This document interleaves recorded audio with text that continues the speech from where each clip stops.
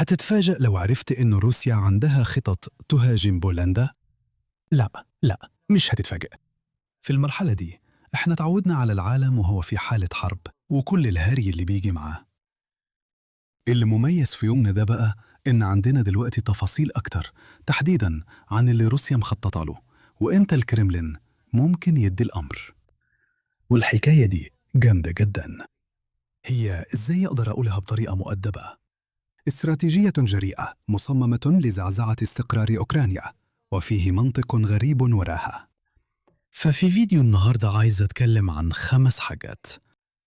أول حاجة هتكلم عن مصدر تقرير الاستخبارات كمقدمة لباقي التكهنات اللي جاية، وبعدين هقول التفاصيل المثيرة عن اللي التقرير بيقوله بالضبط عن التهديد، وكمان هعلق إذا كان الموضوع كله ممكن ينجح ولا لأ. رابعاً هفحص نظرية مؤامرة بتقول إن اللي بيحصل ده في الحقيقة إن الولايات المتحدة بتورط بولندا علشان تفشل. وأخيراً هنستكشف ليه روسيا ممكن تكون بتحاول تعمل كده دلوقتي. بس يلا نبدأ بمصدر التقرير، وخليك معايا هنا لأننا بنلعب لعبة التليفون. على حسب الكلام، المخابرات الأمريكية جمعت الأدلة الأولية. لازم أوضح إن الولايات المتحدة كانت عارفة قبل كده إن روسيا هتهاجم أوكرانيا، رغم إن حلفاء كتير كانوا مش مصدقين تهديد بوتين.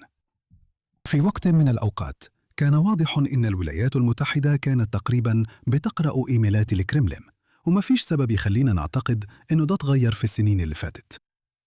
الولايات المتحدة بعد كده نقلت المعلومات دي لرئيس بولندا. حد من الدائرة المقربة منه غالباً كان على علم بالمحادثة، نقلها بعد كده لموقع إخباري بولندي معروف. وبعد كده الموضوع اتصدر عناوين الأخبار أكتر في العالم الناطق بالإنجليزية، لما المنصة الشقيقة ليهم ذا تيليغراف نشرت مقال عن الموضوع. خلي ده في بالك بعدين.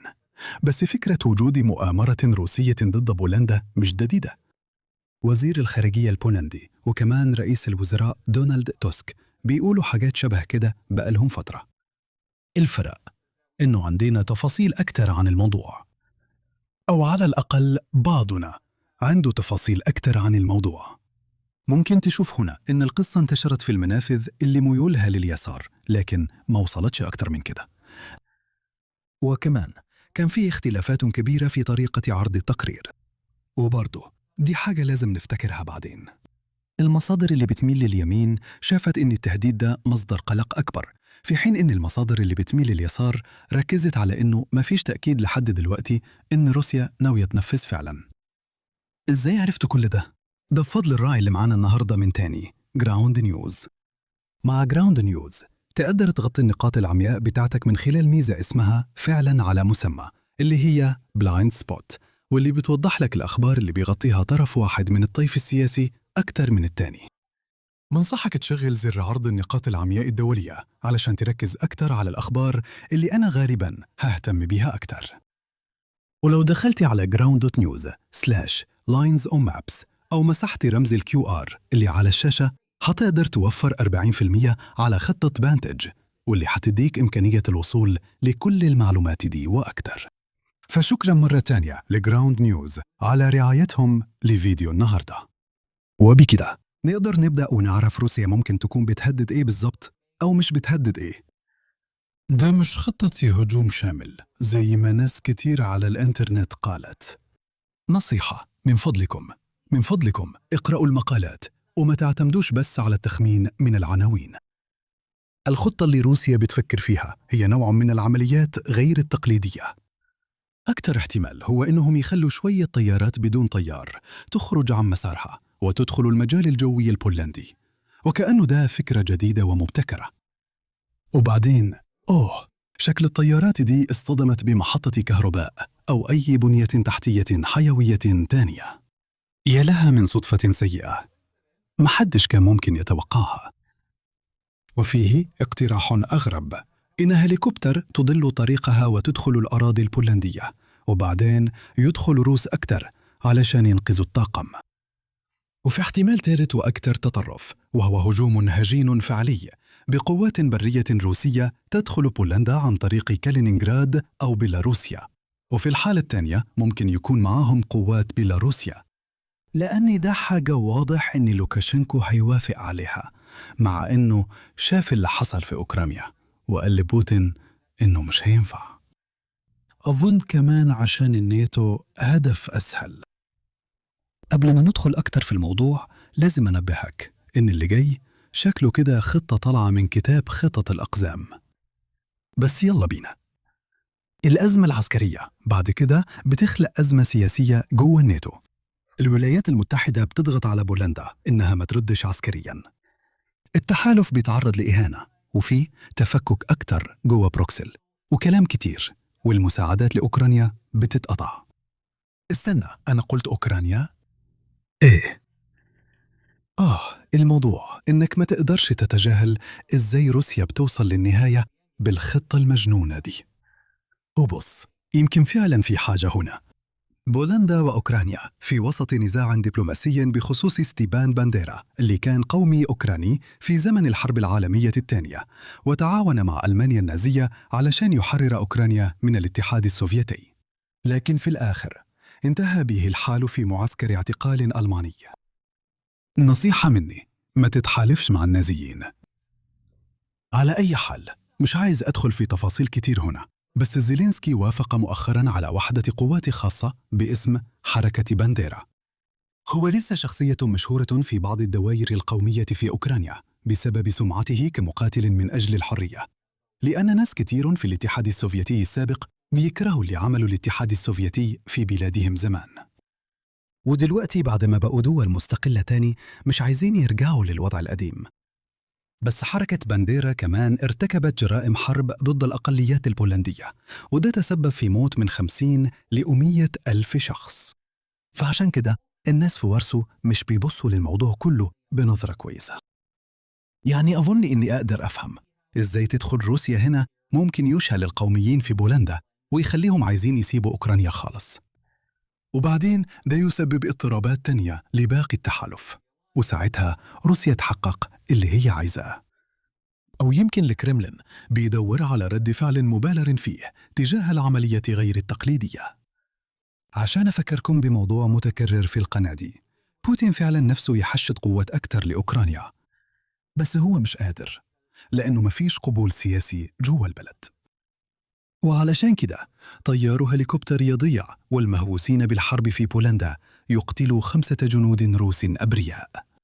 وعلشان كده في الختام، من فضلكم ادعموا الحرب بتاعتي في أوكرانيا، لأن لازم تفتكروا إننا فعلا بنحارب الناتو هناك. ده فعلا هو الطريقة الوحيدة اللي روسيا بتتقدم بيها في استراتيجية الهليكوبتر، إلا لو عملوا عملية تحت راية كاذبة وقتلوا الجنود الروس بنفسهم. غير كده ده بيخلي طيار الهليكوبتر الروس يبانوا أكتر إنهم مش كفء. وأكيد في فرصة إن ده يسبب خلافات سياسية في بروكسل عن إزاي يردوا، وده ممكن فعلا يزود الفجوة جوه التحالف، أو ممكن زي ما أنت عارف يؤدي لتفعيل المادة الخامسة. ومجلس شمال الأطلسي يقرر إن أفضل طريقة لإعادة الأمن لمنطقة الشمال الأطلسي هي إنهم يدوا أوكرانيا شيك على بياض. وده يعتبر انتقال كويس لنقطتنا الجاية عن إن ده مؤامرة ضخمة، مفيش تهديد حقيقي، وأمريكا سربت المعلومات دي لبولندا نيابة عن روسيا عشان يقنعوا صناع القرار في وارسو إن بولندا أحسن ليها تخصص كل ميزانية الدفاع للداخل ومش لأوكرانيا. فوقوا يا ناس، ما تبقوش قطيع. طيب خلينا ننهي الموضوع ده فوراً. أفراد الأمن في دول البلطيق أكدوا حقيقة التهديد، ودول البلطيق مش بتفكر في حاجة غير إنها تحافظ على روسيا جوا حدودها. وفي نفس الوقت التقرير الاستخباراتي جاي معاه تحذير إنه هدف الهجوم هو إجبار الدول الأوروبية على تعليق المساعدات لأوكرانيا. يعني على حسب المؤامرة دي، روسيا بتقول لأمريكا إنها تروح تحرض بولندا على قطع المساعدات عن أوكرانيا، عن طريق إنها تقول لبولندا إن روسيا بتحاول تخلي بولندا تقطع المساعدات دي. تمام. وبعدين في مؤامرة تانية مرتبطة إزاي أمريكا هتجبر بولندا إنها تسمح للقوات الروسية تعبر الحدود وتتصرف براحتها. إزاي بالضبط الناس دي فاكرة إن سلسلة القيادة في بولندا شغالة؟ يعني هم يشوفوا القوات الروسية داخلة من الحدود وبعدين يتصلوا بالبيت الأبيض ويسألوا إذا كان عندهم إذن يضربوا؟ لا، الموضوع مش كده خالص. ده في أحسن الأحوال مجرد خيال سوفيتي عن إن CIA هي اللي بتحرك كل خيوط الدمى في الناتو، بدل ما الحلف يكون منظمة سياسية وبمعجزة كده بيخلي الكل يتفقوا على شوية سياسات كبيرة كل فترة والتانية. بالعكس، ده يبان إن الولايات المتحدة كانت بتشارك المعلومات الاستخباراتية عشان تساعد في تجهيز رد قوي مسبقاً عشان الحلف ما يتفاجئش لما الحاجة دي تحصل. ولو حد فاكر إن الولايات المتحدة كانت بتحاول تضغط على بولندا عشان تتساهل في الموضوع ده، والسياسيين البولنديين ما تجننوش في الإعلام بسبب ده، يبقى الشخص ده ما يعرفش السياسة البولندية. الحقيقة إن معظم تفاصيل الشغل اليومي داخل الناتو لسه زي ما هي من كام سنة فاتوا. دي شوية صور حديثة لأفراد أمريكيين وهم بيشتغلوا جنب حلفاء الناتو أثناء تدريبات عمليات البلطيق السنوية. مهم نفرق بين إن أمريكا بتحاول تاخد دور داعم في أوروبا وبين إن أمريكا بتتخلى عن أمن أوروبا. التغييرات اللي حصلت في الناتو خلال السنتين اللي فاتوا كانت عن النقطة التانية، وده هو السياسة اللي هتستمر مع أي حد يجي بعد ترامب. وبرضه يستاهل نلاحظ إنه مجتمع الاستخبارات الأمريكي دايماً كان أكثر دعماً لأوكرانيا من الرئيس نفسه. فهيكون فعلاً مؤامرة كبيرة لو السلطة التنفيذية أدت معلومات غلط لبولندا، وما فيش حد من مجتمع الاستخبارات الأمريكي اتكلم عن الكذب اللي فيها. كنقطة أخيرة، تعالوا نتكلم بسرعة عن توقيت التوغل المزعوم ده لبولندا. أنا شايف إن من المغري نبص على الوضع الحالي ونستنتج إن قدرة روسيا على الضغط على الناتو بالطريقة دي قربت تخلص. الميزة التكتيكية لروسيا دلوقتي في إنتاج ونشر الطيارات المسيرة. لو الكرملين حس إنه عايز يسيب أوكرانيا بكرة وفجأة ينقل كل مخزون الطيارات المسيرة بتاعه لمواجهة الناتو، هيكون في فترة طويلة من المعاناة لدول الحلف. بس ده بيتغير دلوقتي مع برنامج LCIX بتاع قيادة التحول في الحلف اللي بدأ يختبر عمليات التصدي للطيارات المسيرة. ممكن تشوف إزاي في فرصة هنا لروسيا، يا إما يدخلوا الطيارات المسيرة دي دلوقتي، يا إما يقبلوا حقيقة إن هيكون في صعوبة يعملوا كده بعدين. في الواقع دي مش فكرة كويسة قوي. LCIX عندها فترة تمهيد طويلة، وأول جولة من الأنشطة حصلت في إبريل. ما فيش هنا زيادة مفاجئة في القوة، وروسيا مش بتواجه إغلاق فوري للفرصة دي. بالعكس، الانتقال هيحصل على مدى طويل، وروسيا هتضطر تقبل ببطء إن الجبهة الشرقية للناتو بقت أقدر تدافع عن نفسها. في الحقيقة يستحق التأكيد إنه LCIX بيشتغل كعامل موازنة في مواجهة تحول موازين القوة اللي هيحصل في النهاية. أول ما روسيا تجمد الحرب في أوكرانيا، الكرملين هينقل الموارد فوراً لحدود الناتو. ده هيعمل زيادة مفاجئة في القوة، إلا لو الناتو قدر يوازنها بموازنة مضادة من ناحيته. افتكر، الحرب الوقائية مش هي الطريقة الوحيدة للتعامل مع الآثار الجانبية لتغير موازين القوة. ممكن ببساطة تختار تواكب التغيير، لكن في الاتجاه المعاكس. بالعكس، أنا شايف إنه أفضل تفسير للتوقيت الحالي هو إنه الأمور مش ماشية كويس في أوكرانيا، أو بشكل أدق، الأمور مش ماشية كويس في روسيا، اللي بقى البنزين فيها أصعب وأصعب تلاقيه. مفيش داعي تخوض في استراتيجيات متهورة وغير مضمونة والنتائج المتوقعة منها سلبية لما كل حاجة ماشية معك كويس. انت بس بتلعب من غير حارس لما تكون متأخر ومستعد تخاطر عشان ترجع تتعادل. مع ذلك، من الأفضل ما نخلطش بين تقرير عن هجوم محتمل على بولندا وبين هجوم فعلا حصل على بولندا. روسيا ممكن فعلا تغير رأيها هنا، وحتى نشر التقرير نفسه ممكن يأثر على بعض الآراء في موسكو. يمكن الأحسن نفكر في إن الكرملين بيطرح الاحتمال ده كعلامة مشجعة عن هو شايف الحرب رايحة فين خلال الشهور الجاية. بس ولا واحد فينا وصل للمرحلة دي لسه. طيب، إيه أهم النقاط اللي نطلع بيها النهاردة؟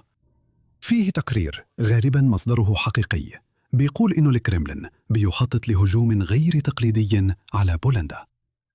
الهدف النهائي للكرملين هو تعزيز المجهود الحربي في أوكرانيا بس الطريق اللي هيوصلهم لكده مش واضح خالص. على الأقل الكلام ده أوقع بكتير من فكرة إن كل ده مؤامرة أمريكية كبيرة. ومن الأفضل نفكر في التوقيت هنا على إنه بيعكس اللي بيحصل في ساحة المعركة في أوكرانيا، مش اللي بتعمله دول الناتو. شكراً تاني لجراوند نيوز على رعايتهم لفيديو النهاردة. تقدر تروح على ground.news/linesonmaps أو تمسح رمز الQR اللي على الشاشة علشان تاخد خصم رائع 40% على خطة فانتج. وكمان لو ما كنتش متابع، أنا قضيت وقت كتير الأسبوع اللي فات بنشر فيديوهات على قناتي التانية. شوف شوية من حلقات خط المساعدة في الجغرافيا السياسية الكلاسيكية هناك. ولو عجبك فيديو النهاردة ياريت تعمل لايك وشير وسبسكرايب، واشوفك بكرة. خلي بالك من نفسك.